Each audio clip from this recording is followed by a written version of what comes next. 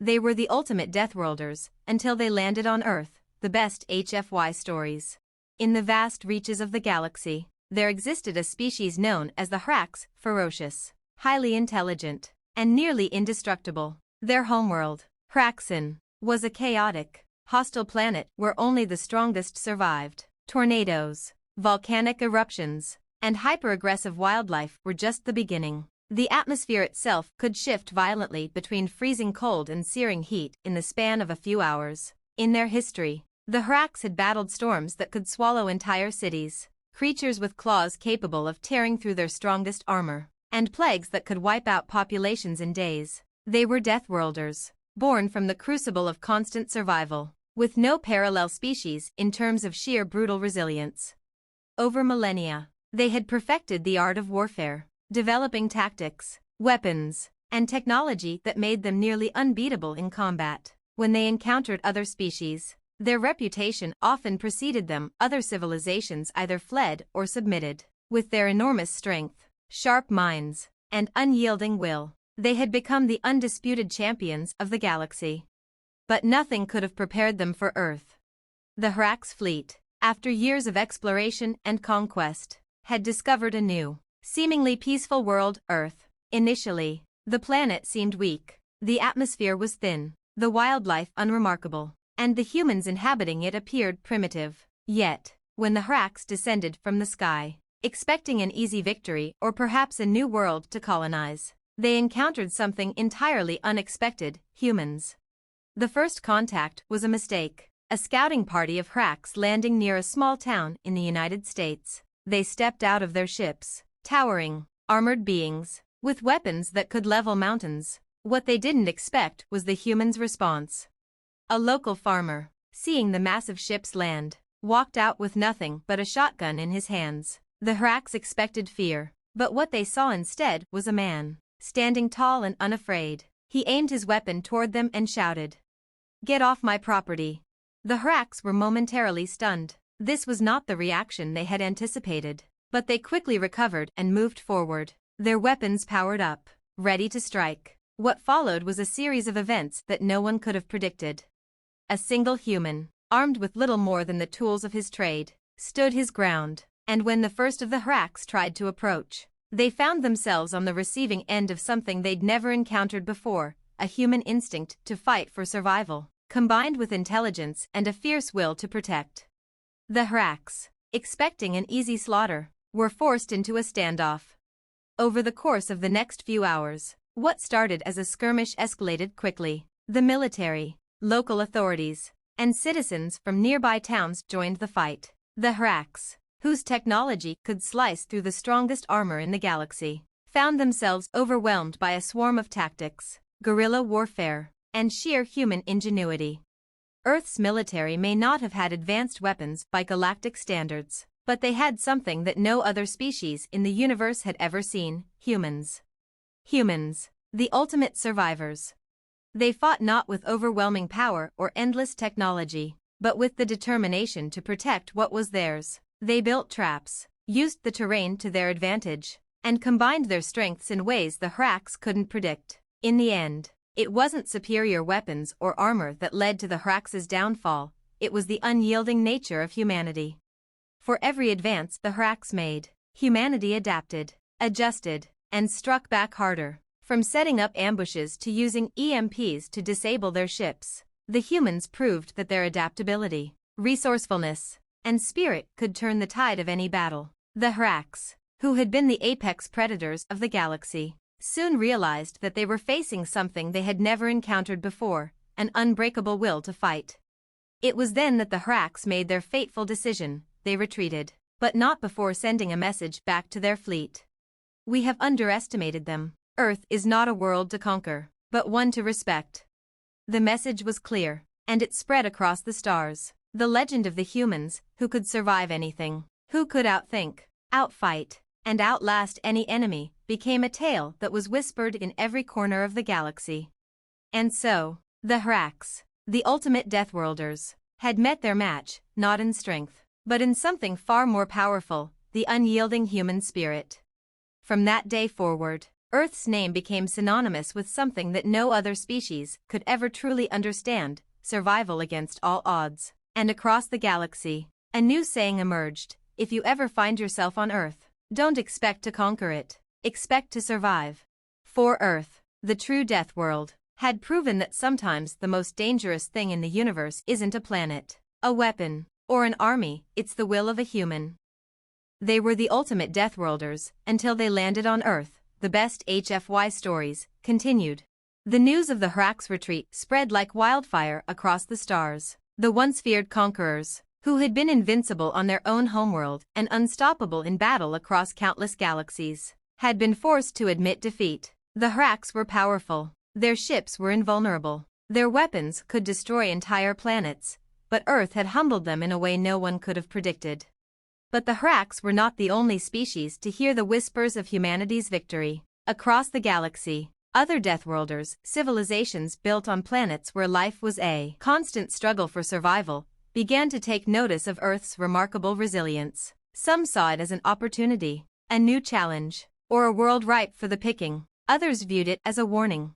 And so, a second wave came. But this time, the threat was different. These were not the Hrax, known for their brute force, but other species, ones who had faced death on their worlds and lived to tell the tale. They, too, saw themselves as apex predators, but their methods were more subtle, more insidious. The time had come for Earth's true trial. The Relan were a race of enormous, insectoid beings, whose planet was a living nightmare of scavengers, poisonous predators, and violent, toxic environments. On their world, every day was a fight for survival. Either you adapted or you died. The Relan had adapted, and they had become one of the deadliest species in the galaxy. They were master manipulators of toxins, able to weaponize biological agents that could wipe out entire populations in a matter of hours. To them, Earth seemed like an easy target, a planet full of fragile, soft beings with no idea of the cruelty of survival at its most extreme. The Relan decided to invade Earth covertly, sending a fleet of stealth ships capable of releasing a deadly toxin into the atmosphere that would quickly wipe out humanity, leaving their planet ripe for colonization. They arrived undetected, and their ships deployed the toxin, invisible to human detection. But the humans were not as unaware as they thought.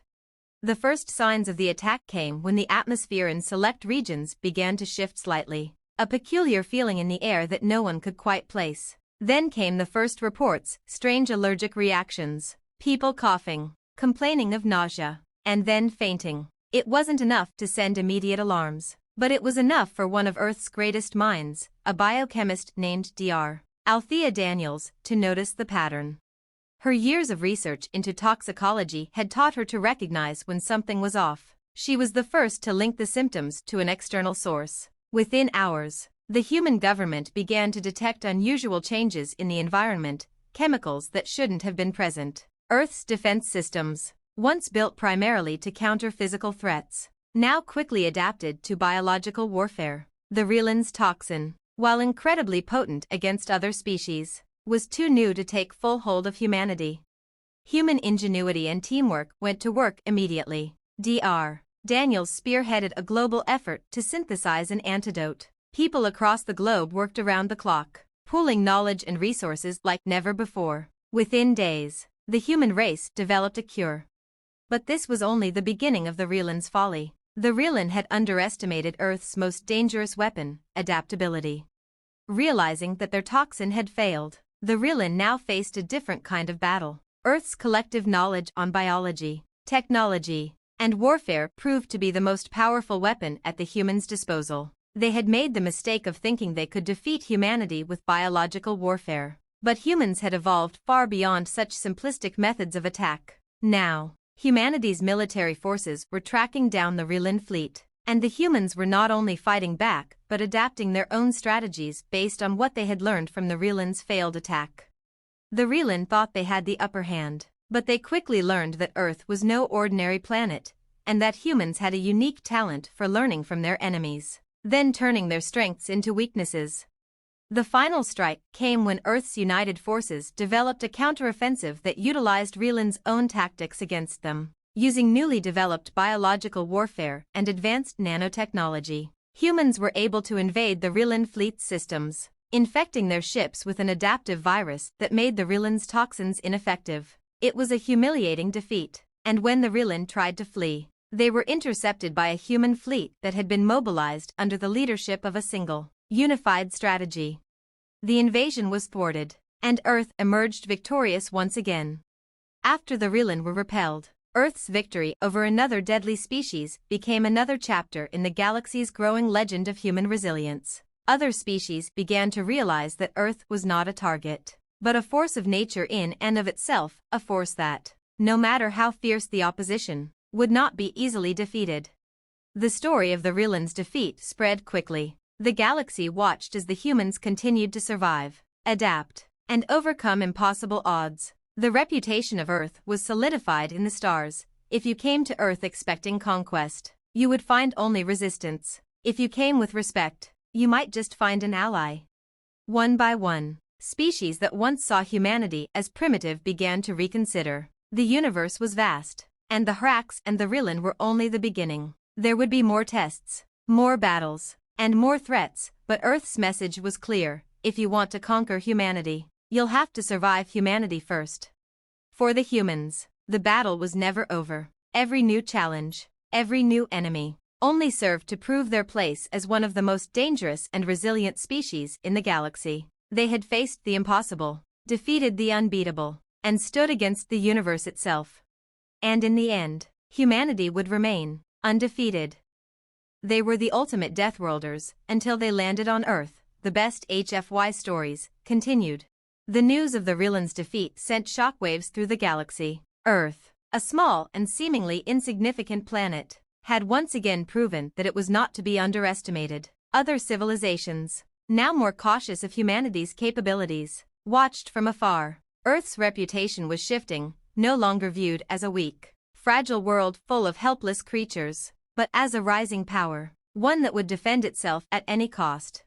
However, the humans' success against the Hrax and the Rilan did not go unnoticed by another, more ancient species, one that was older than the stars themselves, whose power stretched across entire star systems. The Zaltor, a race of enormous, telepathic, and technologically advanced beings, had ruled over galaxies for eons. Their empire spanned hundreds of worlds, and their psychically powered warriors were capable of bending the fabric of reality itself.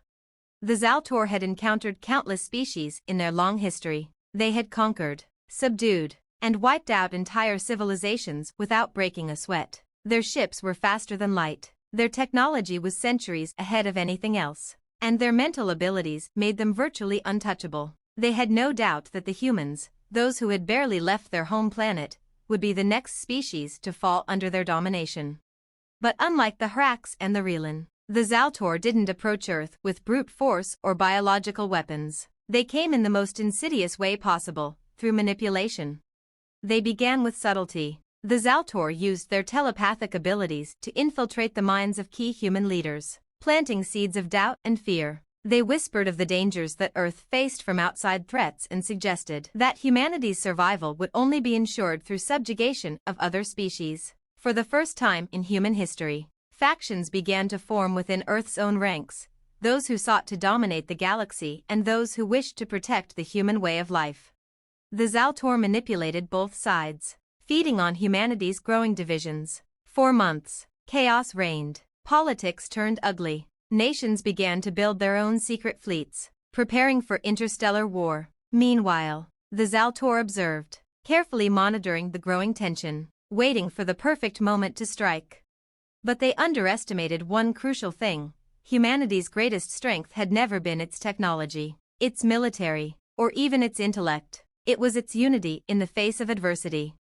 The human race, though divided at times, had always found a way to come together when the stakes were high. The moment the Zaltor attempted to manipulate the highest levels of government, a counterforce was already in motion. People, scientists, strategists, and even ordinary citizens had begun to notice a pattern in the political chaos. Whispers of an external influence began to spread. It was the telepathic touch of the Zaltor. A team of Earth's most brilliant minds, led by the newly formed Earth Defense Alliance, began working together to decode the mysterious interference. They realized that the Zaltor were not simply invading Earth, they were already there, planting thoughts, twisting minds, and attempting to manipulate humanity into civil war. But the humans had a countermeasure: resilience. Through research into their own biology and psychological defenses, Earth's finest engineers and scientists developed a device known as the mind lock. It was a revolutionary piece of technology that could block telepathic signals, rendering the Zaltor's psychic influence useless. The mind lock was deployed globally, and just as the Zaltor prepared to launch their final phase of manipulation, their influence over Earth's leaders shattered. With the telepathic influence broken, humanity rallied. Those who had been manipulated into distrust and fear saw the truth. Earth united under one banner, one goal: to stop the Zaltor from taking control. Humanity's response was swift. The mind-lock technology, combined with Earth's newly developed interstellar ships, allowed the humans to fight back against the Zaltor's advanced weaponry. The battle was not one of brute force, but of willpower. It was a war of intelligence, resilience, and unity. The humans had the advantage of knowing their own minds and hearts better than any outside force ever could. The Zaltor, despite their vast mental power, were no match for the collective will of a united humanity. They tried to bend space and time to their will, to strike fear into the hearts of humans with their psychic powers. But every time they did, humanity adapted. Every mental attack they launched was countered by human ingenuity. The final blow came when the humans, using a combination of telepathic blockers and their own telepathic amplifiers, turned the Zaltor's own power back against them. The Zaltor fleet was destroyed, their empire crumbled, and their once immense power was shattered by a force they had never anticipated: the human spirit.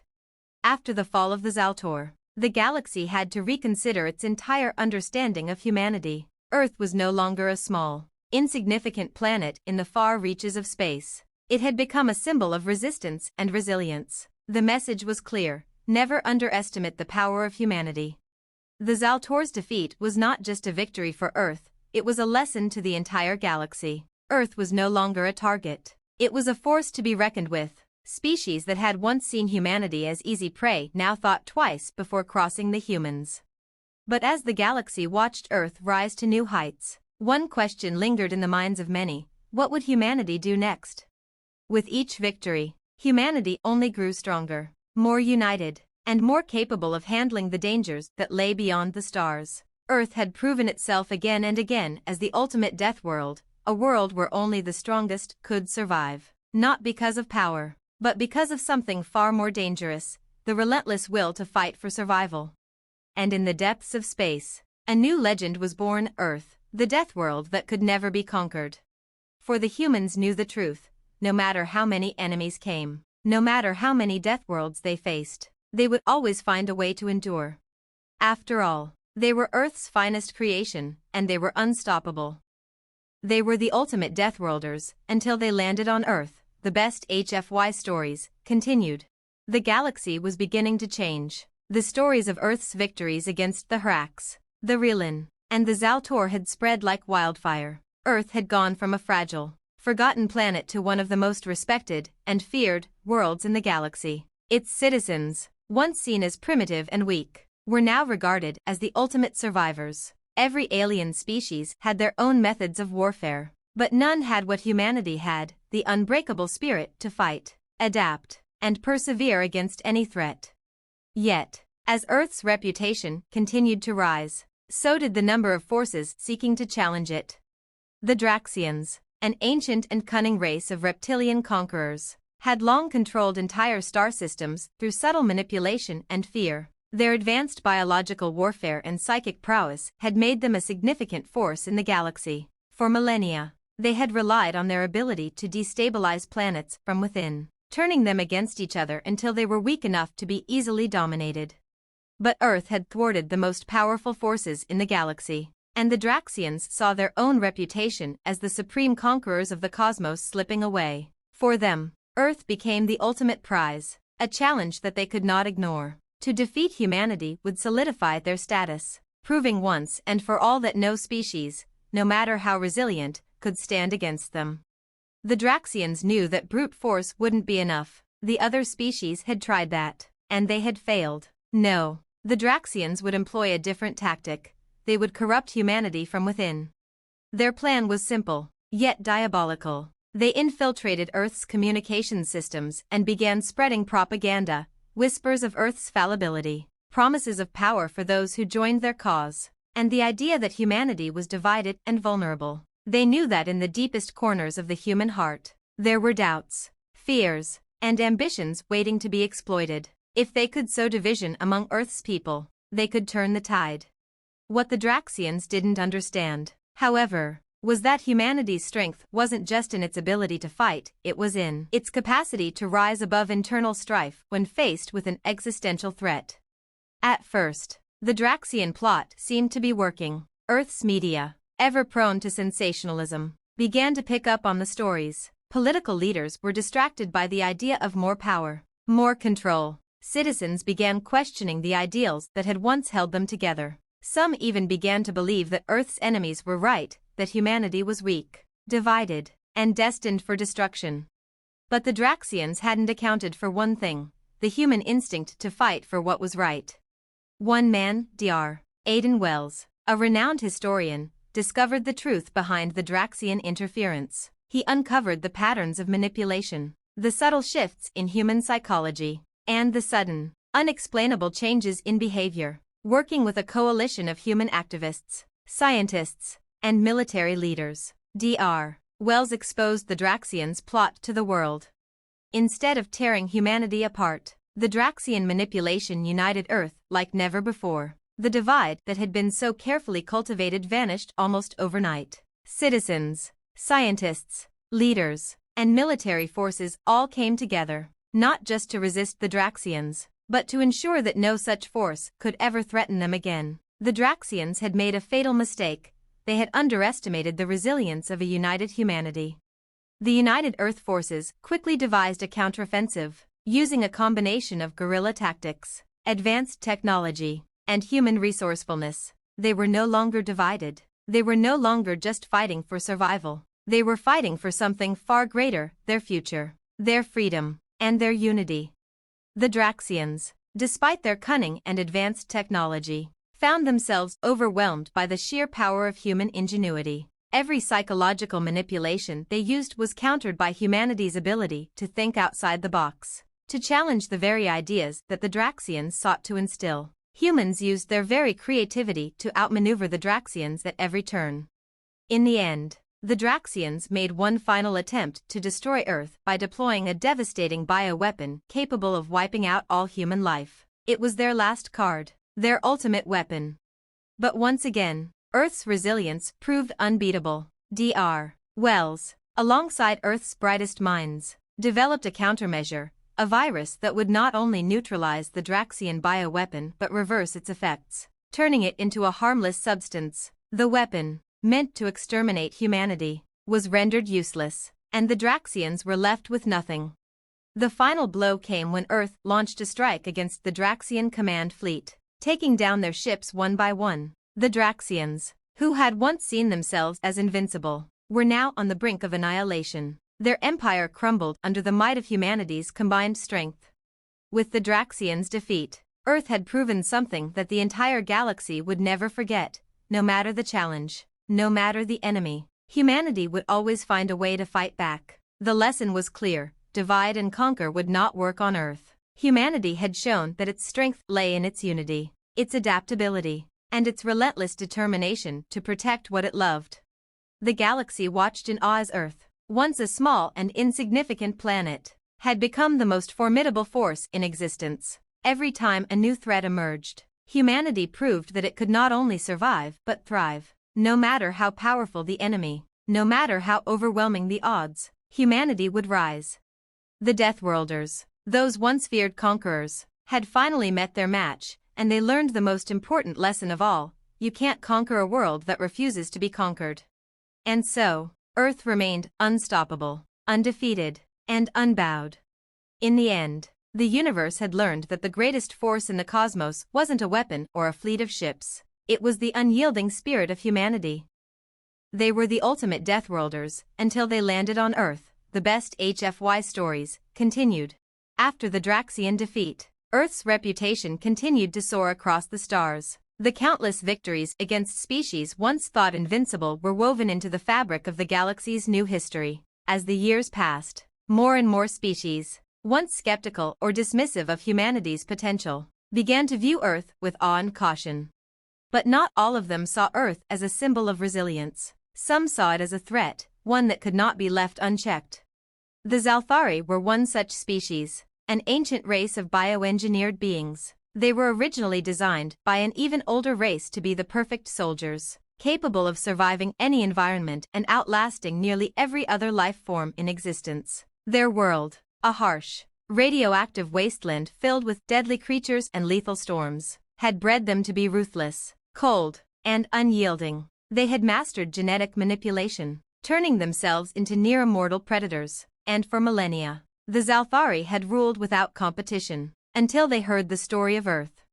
To the Zalthari, Earth was an enigma, a primitive, seemingly fragile world, populated by creatures who had only just begun to explore the stars. Yet the stories told of humanity's miraculous survival in the face of overwhelming odds. The Zalthari believed that if they could conquer Earth, it would prove once and for all that they were the true apex species in the galaxy, able to dominate even the most resilient Deathworlders.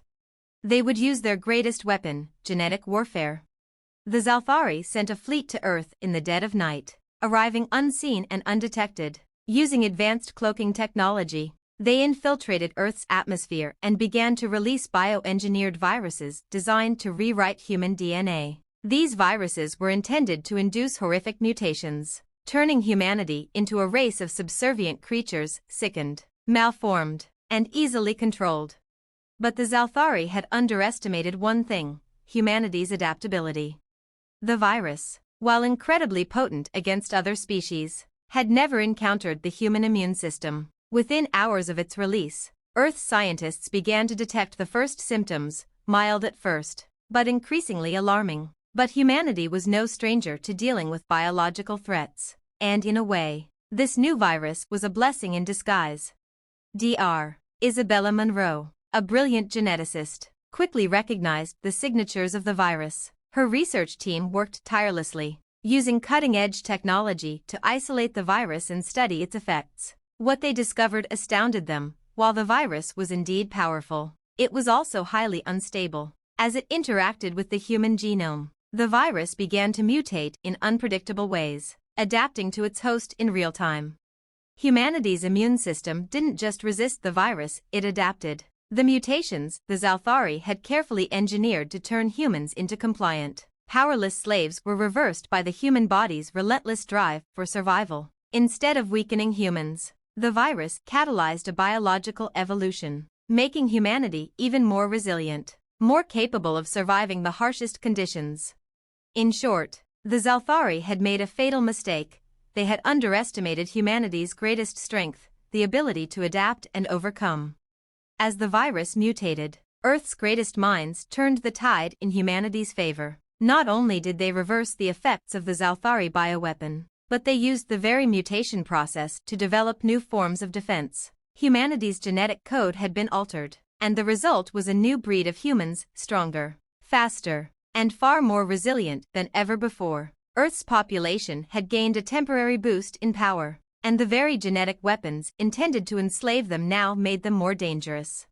But this was only the beginning.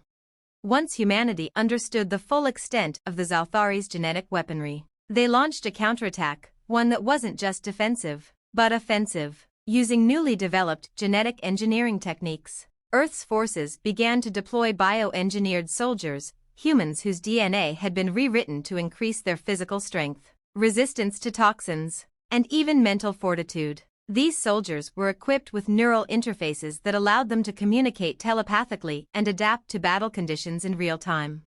The Zalthari, who had once thought they could enslave humanity, found themselves facing an army of warriors unlike anything they had ever encountered. Earth's soldiers had the Zalthari's own genetic engineering turned against them, and their biological weapons were rendered obsolete. The Zalthari's advanced warships were no match for the human ingenuity that now flooded Earth's military. But Earth didn't stop there. Humanity, now aware of the threat the Zalthari posed, began to develop new technologies. including weapons capable of targeting the Zalthari's genetic code. The Zalthari fleet, once so imposing, was now under assault from both human soldiers and cutting-edge biotechnology. The final confrontation took place in the vacuum of space, as Earth's forces launched a massive offensive against the Zalthari mothership, the center of their bioengineering operations. In a battle that stretched across galaxies, Earth's ships, manned by both humans and genetically enhanced soldiers, tore through the Zalthari fleet with brutal precision. The Zalthari, for all their technological superiority, could not withstand the relentless onslaught of a united, evolved humanity. With each battle, each skirmish, humanity grew stronger, adapting faster than the Zalthari could counter. Finally, Earth's forces breached the Zalthari mothership's defenses. They detonated a bioengineered EMP device, capable of disabling the Zalthari's genetic manipulation networks, rendering their ability to control their forces null and void. The Zalthari, once the invincible predators of the galaxy, were defeated. Their empire crumbled, their once uncontested rule reduced to nothing more than a forgotten myth. The fall of the Zalthari marked yet another victory for humanity in the galaxy's ongoing history of conflict. It proved that Earth was more than just a death world, it was a world of adaptation, a world where, no matter what challenges came, humanity would evolve, survive, and rise again. The universe watched as Earth, once the underdog, became the supreme example of resilience. There was no species that could outwit, outfight, or outlast humanity, not even the Zalthari, who had ruled with an iron grip for millennia. As Earth continued to thrive, a new era dawned, one where humanity was no longer a fledgling species but a dominant force in the galaxy. The message was clear to all who dared to face them: if you wish to conquer Earth, prepare to face not just the might of its weapons, but the unyielding power of its will. And so, humanity stood victorious once again, unbroken, undefeated, and forever evolving, the ultimate Deathworlders, in a universe that had learned to fear them. They were the ultimate Deathworlders until they landed on Earth. The best HFY stories continued. The victory over the Zalthari was just the beginning. As Earth's reputation grew, the whispers in the galaxy became louder. More and more alien species turned their eyes toward the once overlooked Death World, now revered as a cradle of untapped potential and formidable power. Humanity, however, wasn't content to rest on its laurels. They knew the galaxy would always be filled with dangers, and the threats would only grow stronger. But Earth had something that no other world could boast of: an unyielding will to survive.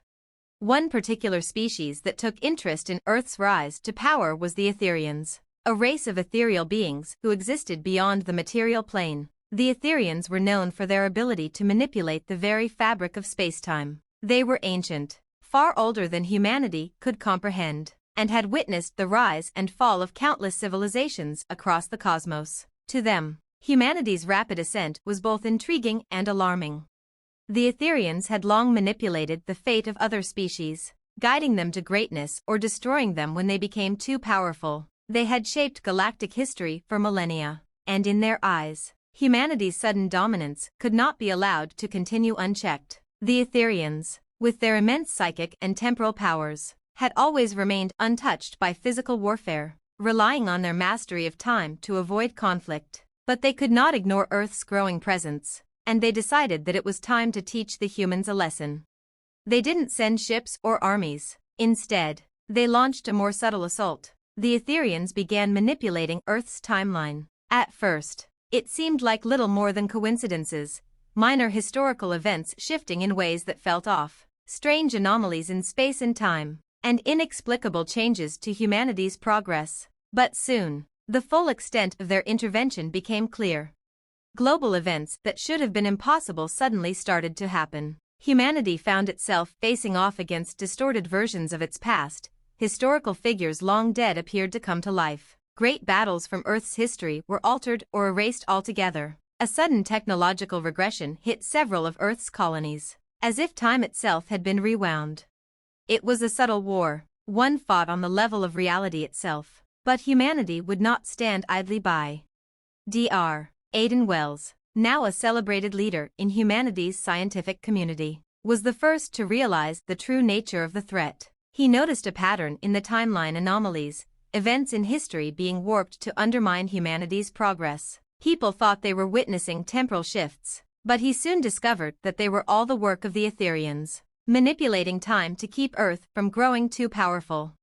As he worked with his team of experts, they quickly realized that the Etherians were no longer subtle. The universe was at risk of collapsing into chaos as reality itself was altered by the Etherians' interference. Time was unraveling, and humanity was caught in the crossfire. The race was on to find a solution. Earth's greatest minds came together, developing a countermeasure, a device capable of counteracting the Etherians' control over time. They called it the chronolock, a piece of technology designed to stabilize the timeline, to lock it into its proper course and protect humanity from temporal manipulation. But this was no ordinary fight. To defeat the Etherians, humanity would need to not only develop the technology to withstand their powers but also confront the Etherians in a battle for reality itself.